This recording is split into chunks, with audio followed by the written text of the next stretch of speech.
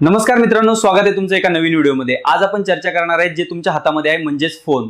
Phone ही वस्तू आजच्या जगात मूलभूत गरज होत चालली आहे।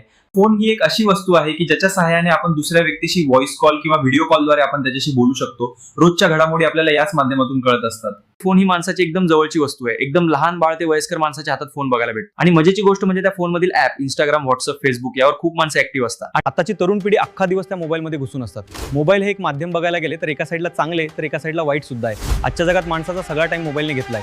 मोबाईलचा वापर मर्यादित केला पाहिजे। फॅमिली, मित्र आणि अभ्यासाला टाइम दिला पाहिजे। मोबाईलचे फोटो फक्त आठवण म्हणून ठेवा। काही लोक मोबाईलचा गैरवापर करतात, ते चुकीचे आहे। पूर्वीच्या काळी मोबाईल नव्हता तेव्हा माणसानं पत्राच्या आधारे माणसाचे बोलणं चालणं कळत होतं, पण आता तसं नाहीये। आता हवे असते तेव्हा आपण कॉल करून नातेवाईकांची विचारपूस करू शकतो। पूर्वी मुले मैदानामध्ये खेळायला जायची आणि आता मोबाईलमधील गेम खेळत बसतात। लहान बाळ रडायला लागली की त्याला खेळायच्या ऐवजी त्याला मोबाईलमध्ये कार्टून लावून दिले जाते। आणि मेन गोष्ट आहे ती म्हणजे internet. 2G, 3G, 4G, 5G असा इंटरनेटचा वेग वाढत चाललाय। जागजागी मोठमोठे इंटरनेटचे टावर बांधले आहेत आणि याचा परिणाम पशुपक्ष्यावर होत आहे। किती पशु बळी पडले आहेत याचं कारण म्हणजे आपला फोन। मित्रांनो, तुम्हीच सांगा, हे होत आहे ते चुकीचे आहेत की बरोबर? मित्रांनो, होईल तेवढा फोन कमी वापरा, इंटरनेट कमी वापरा। हवे तेव्हाच इंटरनेट ओपन करा। मित्रांनो, असेच माझे व्हिडिओ बघत राहा। प्रत्येक व्हिडिओत काही ना काही संदेश देण्याचा प्रयत्न करीन। चला तर मग नवीन व्हिडिओमध्ये परत भेटू। बाय, जय हिंद।